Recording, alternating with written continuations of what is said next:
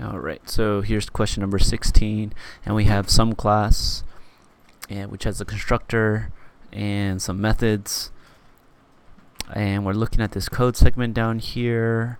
We have 1 is equal to a new some class object, which is given 100 as its argument to the constructor, which sets its num instance variable equal to 100.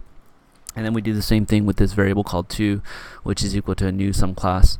And then we say this 3 variable is equal to 1.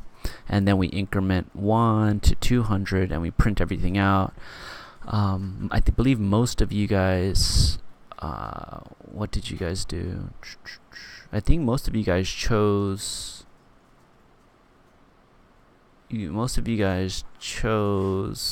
which one is it?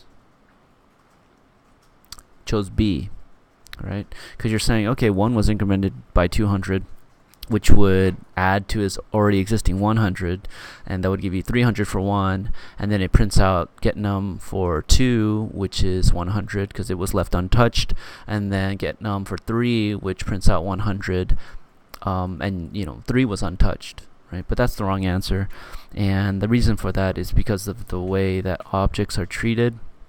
They're passed by, they are a variable that contains a memory location to where that object is stored in memory. So when you see a variable like 1 is equal to new object, what's happening is a new memory location is allocated, and that object is placed in that memory location, right? And then we have 2 is equal to a new memory location, and the object is placed in that memory location.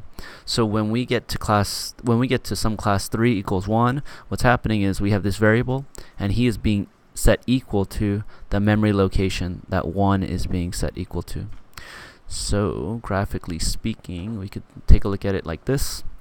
We could have the 1 variable, and he is equal to 5. He points here, right? And then we have the 2 variable, and he is equal to 13, which points right to here where that object is located.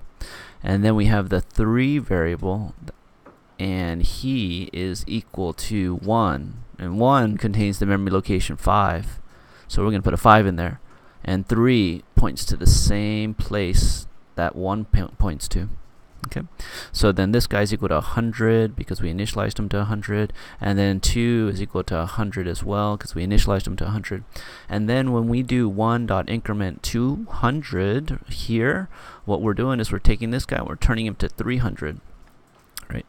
And then now the tricky part is when we print. So we print 1.getNum, and that prints out the 300, and then we print 2.getNum, and that prints out the 100, and then we print out the 3.getNum, and that prints out the 300 here.